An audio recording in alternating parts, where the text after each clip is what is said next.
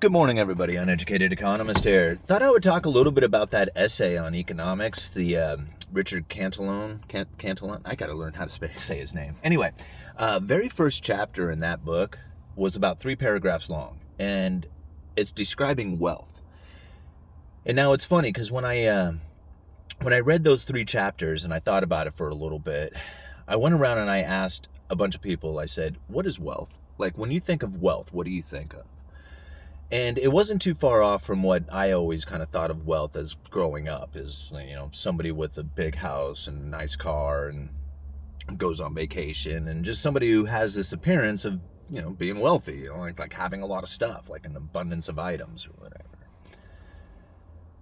But in that chapter in that book, the way the author describes it, way he says it, is that wealth is food, conveniences, and pleasures of life. And he leaves it at that,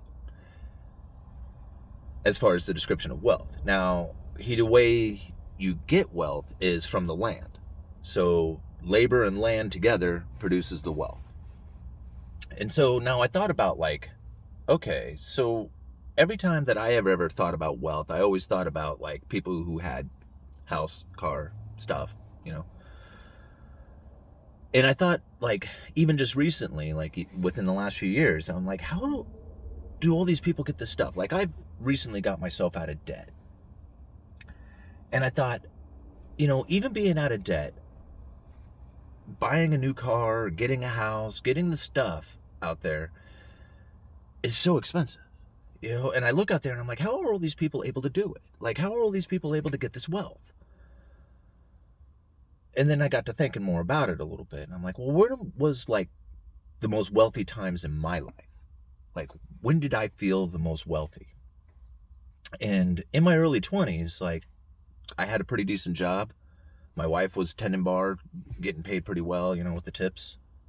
And we didn't really want for much. If we wanted something, we'd just go buy it. We had the money. We weren't really in debt. We were buying new cars, but, we could make our bills and, whatever. It was there was no problem. But I didn't save anything. So I think about it. Okay, there was food, the conveniences, pleasures of life. But I didn't really save anything. I didn't have anything from that. So I really didn't acquire any wealth. I was just kind of living wealthy. So a little time goes on, and, anyway, I don't want to kind of go through it, but a little time goes on, and I end up out in the country in a little dinky house, and my wife's not working. We just had our second kid, and we have a little hobby farm going, right? We're raising chickens. We got a beautiful garden going. The neighbor, he raises pigs. And between all of us, we were able to trade for just about anything we wanted. I mean, neighbor was trading bacon for goat's milk. I traded, a chicken for 50 raspberry starts. It was easy. You had this abundance, and it was easy to trade for whatever you wanted if you just made the connections. So when it came to food, I mean, I felt incredibly wealthy out there. Even though I didn't have a whole lot of money or anything, even the conveniences of life were pretty easy out there. We didn't really need a bunch of cars or anything. Only, I was the only one working. We only needed really one car. And, the pleasures of life, well, we were just kind of hanging out there, enjoying the animals and the garden and stuff. And so it was just kind of just being there was just nice. So even though I wasn't bringing in a lot of income, I felt very wealthy at the time. I mean, it didn't seem like I felt wealthy at the time, but now when I look back on it, I was like, man, I wish I had all that good food again. I wish I, had living out there in the country. I enjoyed the animals. I miss it. And I didn't realize how wealthy I was at the time. So now I think about it some more, and it's okay, well, here I finally am completely out of debt. I've cut my bills down to just my living expenses. My wife's car finally took a crap, so she's buying a car, a very modest, just a couple of $100 payment a month. And I still am not like feeling wealthy because now I forego the pleasures of life. Like, I'm trying to save up so that I can buy land, so that I can do labor to acquire wealth. I mean, I'm kind of getting this idea that wealth is not what I have always anticipated to be. You know, wealth is food, conveniences, and the pleasures of life. And that shouldn't be that hard to get.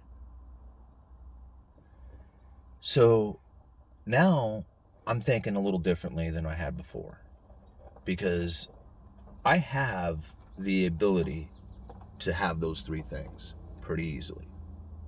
See, somebody told me a while back, it was just like, you know, the path to happiness and wealth is really easy. Either require, you know, earn more or require less. And it was just like, so here I have been trying to earn more and require less at the same time while foregoing the pleasures of life. Like, you know, I mean, I have gone on vacation recently, but, you know, for a long time I've been holding back on a lot of these things that I could be doing that would be a lot more pleasurable for everybody, you know, in my family. But, you know, I'm trying to save. So now I'm realizing something too, is that it's not so much about having stuff or like, you know, having like a new Corvette, for example. Like, if you don't need a Corvette, then you're a Corvette richer, right? But having the ability to go out and buy that Corvette, I think that's really where it's at. See, having the ability to do something is just as good as having it. You see what I'm saying? So wealth, food, conveniences, and pleasures of life. And I look at the people out there who appear to have that wealth. They have the fancy cars, they have the food, they have, you know, all the pleasures of life that I feel like I'm foregoing on, and they're experiencing. But then I look at that and I think to myself, you know, their wealth is a burden. And that's not wealth. So all those conveniences, those pleasures of life, the food that they're eating, everything that they give this appearance of wealth is little more than them enslaving themselves with the burden of requiring them to provide a payment to that wealth. That's no wealth at all. See, wealth was living out there in the country, raising the food, having the conveniences of everything you needed right there on your little plot of land. That's wealth. You know, I think about this a little bit more every day. You know, what is it that we're all working towards? Why are we working so hard towards something? You know, what is it that we're working towards?